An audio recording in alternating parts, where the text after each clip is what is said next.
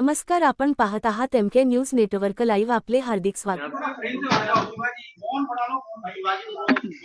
Sir, तुम्ही आज पंतप्रधान नरेंद्र मोदी यांची भेट घेतलेली आहे. महाराष्ट्राच्या पुराच्या संदर्भामध्ये शेतकऱ्यांच्या मोठ्या आशा अपेक्षा लागलेल्या आहेत. काय चर्चा झाली? माननीय प्रधानमंत्री महोदयांना एक निवेदन मी दिलेलं आहे माझ्या वतीनं आणि आमच्या दोन्ही उपमुख्यमंत्र्यांच्या सहीने हे निवेदन आम्ही त्यांना दिलेलं आहे आणि त्यांना एकूण महाराष्ट्रातल्या पूर परिस्थितीची सगळी कल्पना मी दिली, कशा पद्धतीचं नुकसान झालेलं आहे त्या संदर्भात सांगितलं आणि त्यांना विनंती केली की आम्हाला एनडीआरएफच्या माध्यमातून भरीव मदत करा आणि जेवढी जास्तीत जास्त मदत करता येईल तेवढी मदत आपण करावी. त्यांनी देखील त्याला सकारात्मकता दाखवलेली आहे आणि त्यांनी सांगितलंय की लवकरात लवकर तुमचा प्रस्ताव येऊ द्या, तो प्रस्ताव आला की आम्ही त्याच्यावर कारवाई करू आणि जेवढी जास्तीत जास्त मदत करता येईल ती मदत करण्याचं आश्वासन देखील माननीय प्रधानमंत्री महोदयांनी त्या ठिकाणी दिलेलं आहे. या व्यतिरिक्त माननीय प्रधानमंत्री महोदयांकडे महाराष्ट्र डिफेन्स कॉरिडॉरच्या संदर्भातही एक प्रेझेंटेशन मी केलेलं आहे, ज्याच्यामध्ये मी त्यांना लक्षात आणून दिलं की एक डिफेन्स मॅन्युफॅक्चरिंगची मोठी इकोसिस्टीम महाराष्ट्रात तयार होते, ज्याच्याने डिफेन्स मॅन्युफॅक्चरिंगला बूस्ट मिळेल, ज्याच्यामुळे अर्थव्यवस्थेला फायदा होईल आणि ज्यातनं मोठ्या प्रमाणात रोजगार निर्मिती होईल आणि 3 ठिकाणी हा कॉरिडॉर आपल्याला करता येईल हे आपण त्या ठिकाणी दाखवलेलं आहे. ज्यामध्ये पहिल्यांदा आपण हा जो कॉरिडॉर आहे त्यातला एक भाग पुणे, अहिल्यानगर आणि छत्रपती संभाजीनगर इथे आपण करू शकू. दुसरा भाग जो कॉरिडॉरचा आहे तो आपण नाशिक, धुळे वगैरे या भागात करू शकू आणि तिसरा जो आहे तो नागपूर, वर्धा, अमरावती या भागामध्ये आपण करू शकू.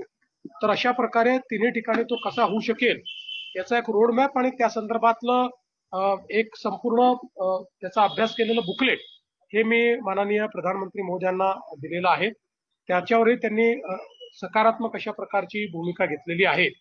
या व्यतिरिक्त गडचिरोलीमध्ये त्या ठिकाणी आपण अशी मागणी केली आहे की आपलं जे गडचिरोली कॉर्पोरेशन आहे, मायनिंग कॉर्पोरेशन, त्याला माइन्स देऊन आणि त्यातनं आपण जर मायनिंग डेव्हलपमेंट योग्य प्रकारे केलं तर त्याचा एक रोडमॅप मी मांडलेला आहे की आपण देशातलं सगळ्यात स्वस्त स्टील तयार करू शकतो आणि चायनापेक्षा देखील कमी रेटमध्ये आपण स्टील तयार करू शकतो आणि यासोबत ग्रीन स्टील तयार करण्याच्या संदर्भातला एक रोडमॅप हा देखील मी त्यांच्यासमोर ठेवलेला आहे आणि मला असं वाटतं की त्यालाही त्यांनी अतिशय सकारात्मकतेनं तो सगळा विषय घेतलेला आहे.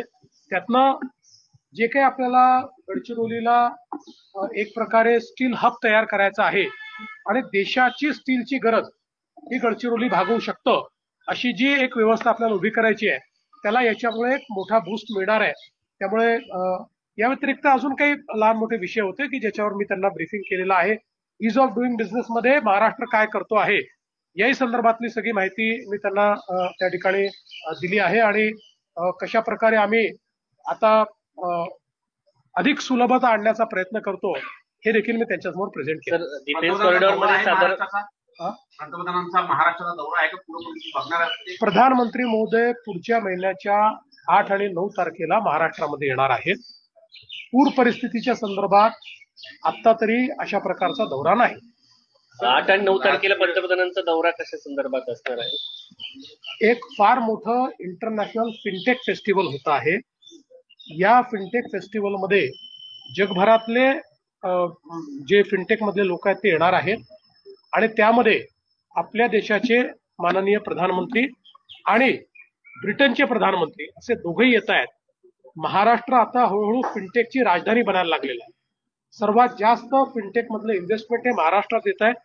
त्यामुळे महाराष्ट्राकरता हे जे फिनटेक फेस्टिवल आहे हे अत्यंत महत्वाचं अशा प्रकारचं फेस्टिवल आहे आणि त्यामध्ये ते येतात. नवी मुंबई विमानतळाचं उद्घाटनाचा देखील नवी मुंबईच्या विमानतळाचं उद्घाटन असेल किंवा मेट्रो 3चं उद्घाटन असेल हे देखील त्यावेळेस करतील. नवी मुंबई विमानतळाला दिवाणचं नाव देण्याच्या अनुषंगानं आहे, तर ते नावाचं कुठपर्यंत आलेली आहे? निश्चितपणे नवी मुंबई विमानतळाला दिबा पाटील यांचंच नाव दिलं गेलं पाहिजे असा प्रस्तावही आम्ही केलेला आहे.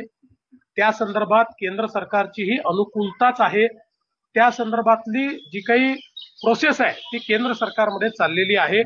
त्यामुळे मला हा विश्वास आहे की नवी मुंबई विमानतळाला आम्ही दिबा पाटलांचं नाव देऊ शकतो. सर डिफेन्स राजकीय घडामोडींवर काही चर्चा झाली का? नाही, फारशी राजकीय घडामोडींवर चर्चा झालेली नाही. सर डिफेन्स कर्जमाफीची तुम्ही मागणी म्हटले की सुरू मोठी आहे का? इन्व्हेस्टमेंट येणार आहे, तर साधारणपणे डिफेन्स कॉरिडॉर झाल्यानंतर किती कोटीची किंवा किती लाखाची मला असं वाटतं की आजच आपण जवळपास 60,000 कोटी रुपयाची इन्व्हेस्टमेंट आपल्याकडे आलेली आहे आणि निश्चितपणे एक भरीव इन्व्हेस्टमेंट ही अजून आपल्याला अपेक्षित आहे. मला असं वाटतं की हे डिफेन्स क्लस्टर आपण जर केलं तर त्यातनं 3 ते 5 लाख कोटी रुपयाची इन्व्हेस्टमेंट आपल्याकडे येऊ शकते. साधारणतः महाराष्ट्रामध्ये जे नुकसान झालेलं आहे सर त्याचं काय आपण भेट घेतली आहे. साधारणतः किती मदत, कारण अनेकांना मदतीची अपेक्षा आहे राज्य सरकारकडून. आणि नुकसान किती झालेलं असेल साधारण? असं आहे की आता नुकसानीचा पूर्ण आढावा आपण घेतो आहोत, त्यामुळे या संदर्भात प्रीमॅच्युअर बोलणं हे योग्य होणार नाही, ते आपल्या फायद्याचं देखील नाही. पूर्ण नुकसानीचा आढावा झाल्यानंतरच त्याचं स्टेटमेंट आपण केंद्र सरकारला पाठवू, कारण हे काही स्टेटमेंट वारंवार बदलता येत नाही, ते एकदाच पाठवता येतं.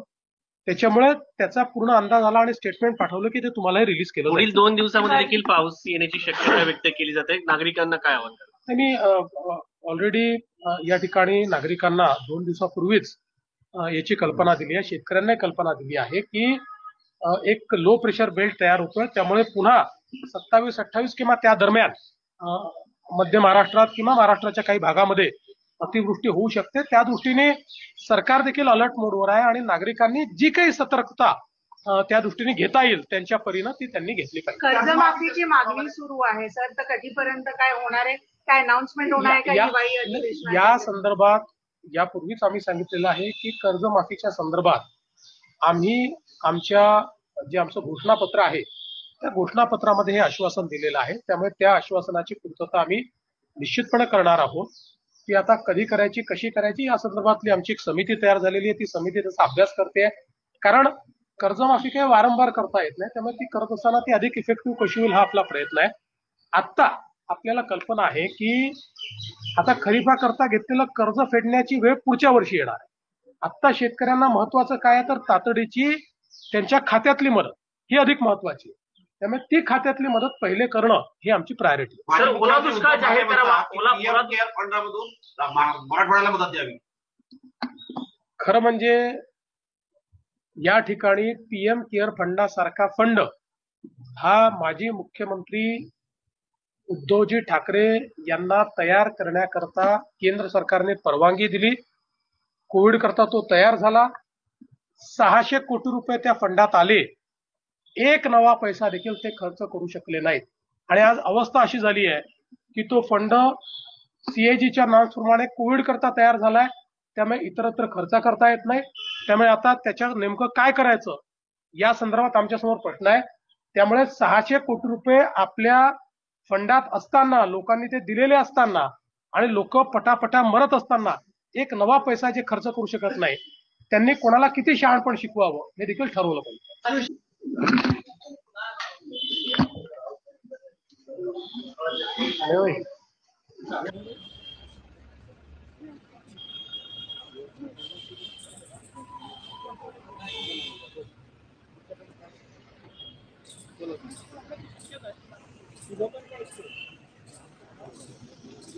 अरे तिघांना 3 ठिकाणी काम करू द्या ना.